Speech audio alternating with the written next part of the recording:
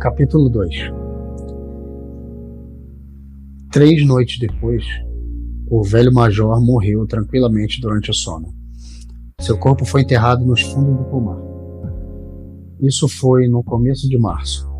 Durante os 3 meses seguintes, houve muita atividade secreta. O discurso do major dera aos animais mais inteligentes da fazenda uma perspectiva totalmente nova sobre a vida. Eles não sabiam quando a rebelião prevista pelo major aconteceria. Eles não tinham motivos para pensar que seria durante suas próprias vidas, mas eles também viam claramente que era dever deles se preparar para ela. O trabalho de ensinar a preparar os outros recaiu naturalmente sobre os porcos, que geralmente eram reconhecidos como os mais inteligentes dentre os animais. Preeminentes entre os porcos, 2 jovens varrões chamados Bola de Neve e Napoleão, que o Sr. Jones estava criando para vender. Napoleão era um porco Berkshire grande e de aparência bem feroz, o único Berkshire da granja. Não era muito de falar, mas tinha uma reputação de fazer as coisas do seu jeito. Bola de Neve era um porco mais vivaz do que Napoleão, mais rápido para falar e inventivo, mas não era conhecido por ter a mesma solidez de caráter. Todos os outros porcos machos da fazenda eram cevados. O mais conhecido entre eles era um porquinho gordo, de nome Garganta, com suas bochechas bem redondas, olhos brilhantes, movimentos ágeis e uma voz estridente. Ele era um orador brilhante e, quando discutia alguma questão difícil, ele sempre saltitava de um lado para o outro e abanava sua cauda, o que era bem persuasivo. Os outros diziam que Garganta podia transformar preto em branco. Esses 3 elaboraram os ensinamentos do velho major num sistema de pensamento completo, para o qual deram o nome de animalismo. Várias noites por semana, depois que o Sr. Jones ia dormir, eles realizavam assembleias secretas no celeiro e expunham os princípios do animalismo para os outros. No começo, eles enfrentaram muita estupidez e apatia. Alguns dos animais falavam do dever de lealdade para com o Sr. Jones, a quem eles se referiam como o mestre, ou faziam comentários elementares como "o Sr. Jones nos alimenta. Se ele fosse embora, nós morreríamos de fome."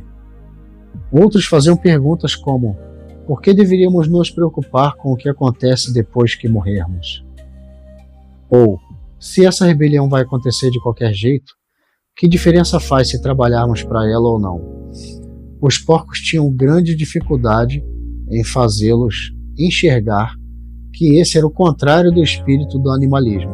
As perguntas mais estúpidas eram feitas por Molly, a égua branca. A primeira pergunta que ela fez ao Bola de Neve foi: "Ainda vai ter açúcar depois da rebelião?" "Não", disse Bola de Neve firmemente. "Nós não temos meio de produzir açúcar nesta fazenda. Além disso, você não precisa de açúcar. Você terá toda a aveia e feno que quiser." "E eu ainda vou poder usar fitas na minha crina?" perguntou Molly. "Camarada", disse Bola de Neve, "essas fitas às quais você é tão devotada são a insígnia da escravidão. Você não consegue entender que a liberdade vale mais do que fitas?" Molly concordou, mas não soou muito convencida. Os porcos tiveram ainda mais dificuldades para combater as mentiras espalhadas por Moisés, o corvo domesticado. Moisés, que era o bichinho especial do Sr. Jones, era um espião e um fofoqueiro, mas era também um falador habilidoso. Ele alegava conhecer a existência de um país misterioso chamado Montanha de Açúcar, para o qual todos os animais iam quando eles morriam.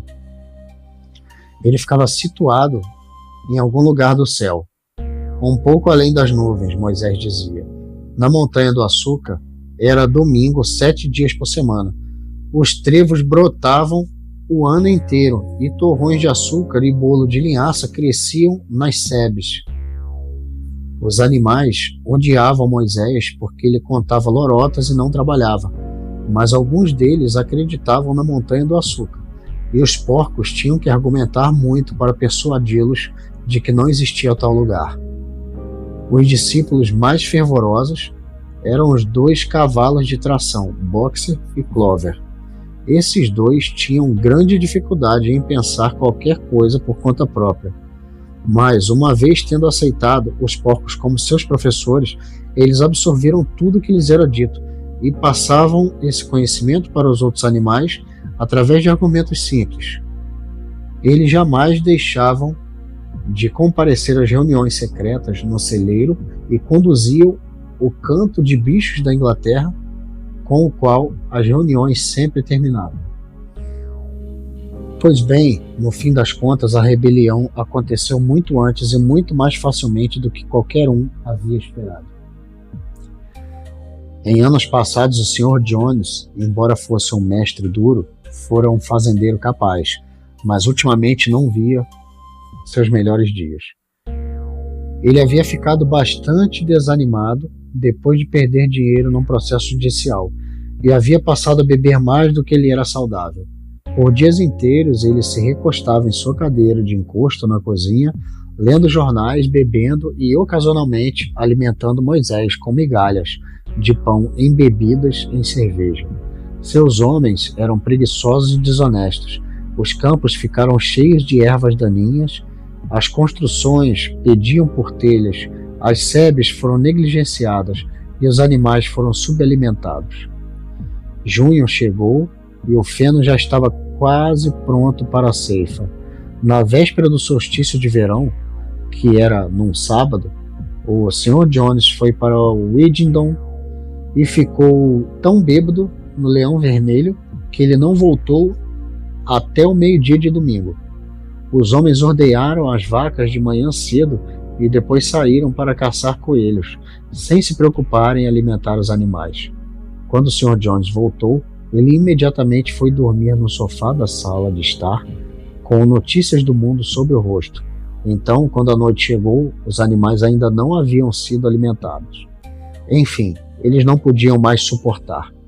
Uma das vacas arrebentou a porta do depósito com seu chifre, e todos os animais começaram a se servir dos cestos. Foi só então que o Sr. Jones acordou. No instante seguinte, ele e os 4 homens estavam no depósito com chicotes nas mãos, açoitando à torta e à direita. Isso foi mais do que os animais famintos podiam suportar. De comum acordo, embora nada do tipo tivesse sido planejado de antemão, eles avançaram contra seus algozes. Jones e seus homens de repente se viram levando chifradas e coice de todos os lados. A situação estava bem além do seu controle. Eles nunca tinham visto animais se comportando daquele jeito antes, e essa súbita insurreição das criaturas a quem eles costumavam espancar e maltratar a bel prazer os assustou imensamente. Em questão de segundos, eles desistiram de tentar se defender e deram no pé. 1 minuto depois, todos os 5 estavam em disparada pela trilha de carroça que conduzia à estrada principal, com os animais os perseguindo triunfantes. A Sra. Jones olhou pela janela do quarto, viu o que estava acontecendo e enfiou às pressas alguns pertences no malote e escapuliu da fazenda por outro caminho. Moisés saltou de seu poleiro e bateu asas atrás dela, crocitando alto. Enquanto isso, os animais haviam expulsado Jones e seus homens para a estrada e batido o portão de 5 barras atrás deles. E assim, antes mesmo que eles soubessem o que estava acontecendo, a rebelião fora executada com sucesso. Jones foi expulso e a Granja do Solar era deles. Nos primeiros minutos, os animais mal podiam acreditar em sua boa sorte.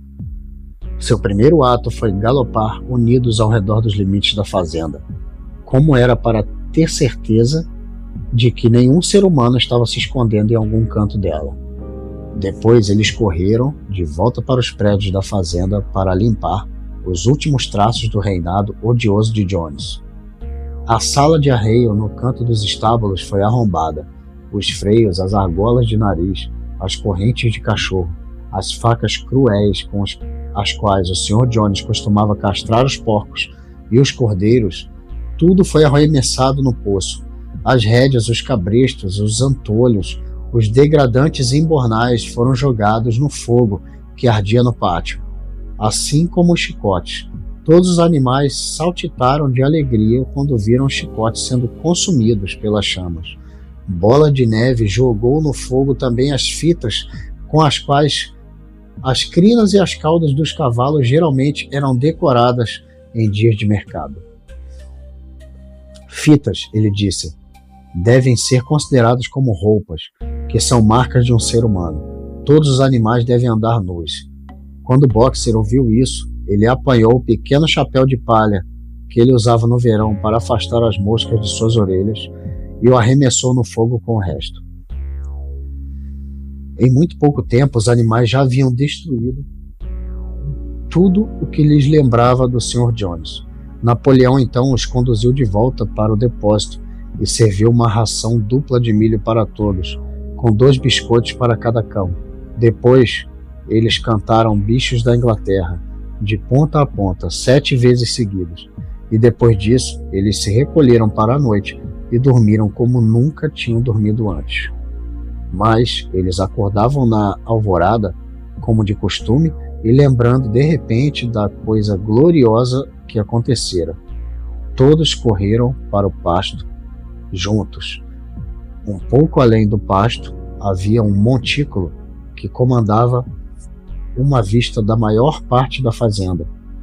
Os animais correram para o topo dele e olharam ao redor sob a luz clara da manhã. Sim, era deles. Tudo que eles podiam ver era deles. No êxtase daquele pensamento, eles cabriolavam sem parar. Lançavam-se em grandes saltos de euforia. Eles rolavam no orvalho. Eles apanhavam bocados de doce, grama de verão.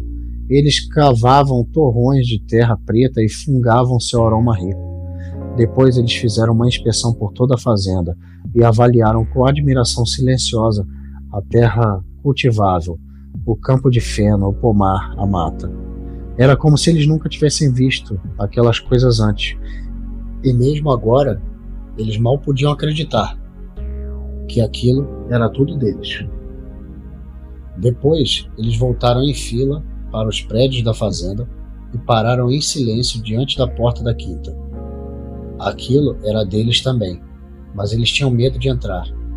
Depois de um momento, contudo, Bola de Neve e Napoleão arrombaram a porta com os ombros e os animais entraram em fila única, caminhando com a máxima cautela por meio de derrubar alguma coisa. Eles andaram na ponta das patas de quarto a quarto, com medo de soltar mais do que um sussurro, e contemplando, com uma espécie de fascínio, um luxo inacreditável, as camas com os colchões de penas, os espelhos, o sofá de crina, o tapete de Bruxelas, a litografia da Rainha Vitória sobre a cornija da sala de estar. Eles já desciam entregues pelas escadas quando deram pela falta de mole. Refazendo os passos, os outros descobriram que ela tinha ficado no quarto principal. Ela pegara uma peça de fita azul da penteadeira da Sra. Jones e a estava segurando contra sua espádua e se admirando no espelho de maneira bem estúpida. Os outros repreenderam-na bruscamente e eles saíram.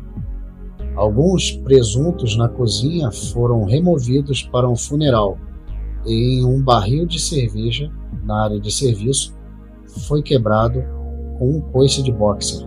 Fora isso, nada na casa foi tocado. Uma resolução unânime foi aprovada no ato de que a quinta deveria ser preservada como um museu. Todos concordaram que nenhum animal jamais deverá viver ali. Os animais tomaram seu desjejum, e então Bola de Neve e Napoleão os reuniu mais uma vez. Camaradas, disse Bola de Neve, são 6:30 e nós temos um longo dia pela frente. Hoje nós começamos a colheita do feno, mas há uma outra questão da qual temos que tratar primeiro. Os porcos revelaram agora que, durante os 3 últimos meses, eles aprenderam a ler e a escrever com uma velha cartilha que pertencera aos filhos do Sr. Jones, e que fora jogada na pilha de lixo.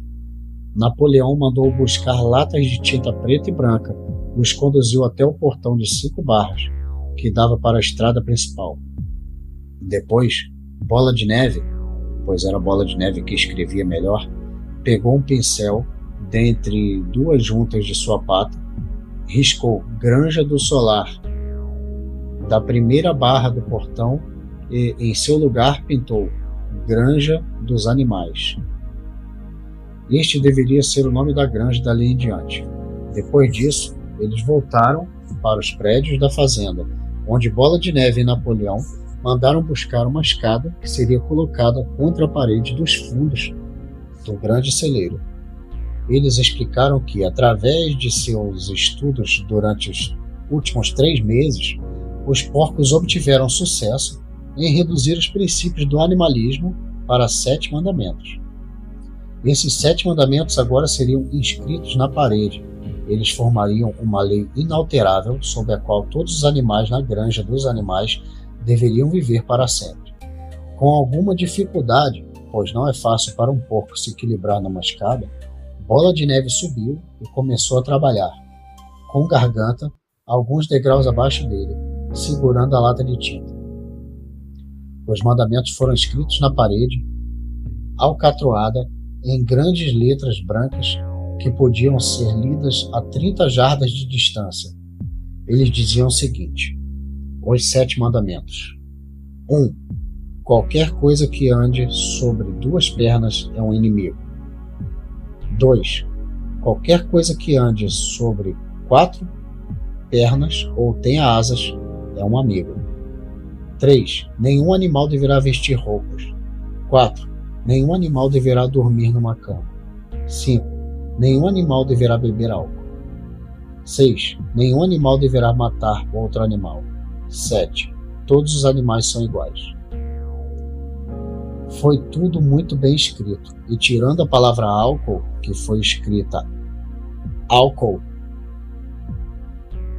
e uma das letras S, que acabou ficando ao contrário, a ortografia estava toda correta. Bola de Neve os leu em voz alta para o benefício dos outros. Todos os animais assentiram em total acordo. E os mais espertos começaram imediatamente a decorar os mandamentos. Agora, camaradas, bradou Bola de Neve, atirando o pincel de tinta. Para os campos de feno, façamos questão de concluir a colheita mais rápido do que Jones e seus homens conseguiam. Mas nesse instante, as 3 vacas que pareciam inquietas já há algum tempo soltaram um mugido alto. Elas não eram ordenhadas há 24 horas e suas tetas estavam quase explodindo. Depois de pensar um pouco, os porcos mandaram buscar baldes e ordenharam as vacas com considerável êxito, suas patas sendo bem adaptadas para esta tarefa. Logo, havia 5 baldes de leite espumoso e cremoso, para os quais muitos dos animais olharam com considerável interesse. "O que vai acontecer com todo esse leite?" disse alguém. "O Jones às vezes costumava misturar um pouco ao nosso farelo", disse uma das galinhas.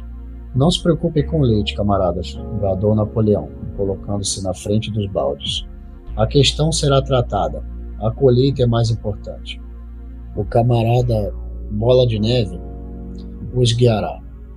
Eu os acompanharei daqui a alguns minutos. Avante, camaradas, o feno aguarda." Então, os animais marcharam até os campos de feno para começar a colheita. E quando eles voltaram à noite, repararam que o leite havia desaparecido.